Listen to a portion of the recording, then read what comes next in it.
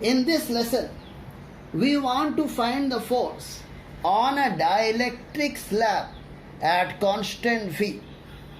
So these are the plates of a capacitor. They are connected to a battery, a power supply, and the battery remains connected. So as long as the battery is connected, battery will maintain that V. And we have a dielectric slab having the same volume as the area between the capacitor plates, same dimensions, and this dielectric slab is not fully introduced now. So now X length of the dielectric is inside the capacitor. Now because of this battery, this plate will have a charge plus Q, this plate will have a charge minus Q. Because of that, charges will get induced in the dielectric. Minus Q induced is the charge on this surface, upper surface, and plus Qi is the charge induced on the lower surface. So this charge and this charge will attract, this charge and this charge will attract, so they'll experience a force like this. Therefore, this dielectric slab will experience an force and inwards. So we'll experience a force inwards. Now we want to find that force. So basically here in this condition we have got two capacitors, one filled with dielectric and the other filled with air. This X length of the capacitor is filled with dielectric and L minus X length of the dielectric of the capacitor basically is air filled. So these two capacitors are in parallel because V across them is same. B is the breadth of the plates. So basically the area of the plates is L into A, total area of the plates.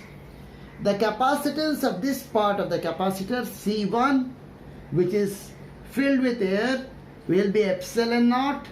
Area is L minus X is the length, B is the breadth, divided by D. So this is C1. The capacitance of the part that is filled with dielectric will be given by epsilon naught will become K epsilon naught. K is the dielectric constant of the dielectric, and this length is X into B is the area, and if we divide by same D, this gives us the capacitance of the part filled with dielectric. These two are in parallel because they are experiencing the same V. So equivalent capacitance will be C1 plus C2, and that will be given by, we can take epsilon naught B by D common, then we get inside brackets L minus X plus Kx, and if we simplify a little bit, we get this as epsilon naught B by D L plus K minus 1 into X. So that's all. We have a capacitor which is partially filled with dielectric. X length of that is filled with dielectric. L minus X length is filled with air. So the capacitance of this capacitor will be C1 plus C2 because both parts are experiencing the same V voltage. So therefore they are in parallel. C will be C1 plus C2. This part has a capacitance epsilon naught A, that is L minus X into B by D, and the other part which is filled with dielectric has a capacitance K into epsilon naught, and the area will be X into B divided by D. So this is the capacitance. Once you have capacitance, you can find DC. As this dielectric slab enters, X is changing. Okay, so X changes and remaining things remain constant. So if you differentiate this, with respect to x, we'll get dc equal to epsilon naught b by d. This differentiation will be 0 because this is constant. We'll get k minus 1, and if you differentiate x, you get dx. So this is dc, epsilon naught b by d into k minus 1 dx.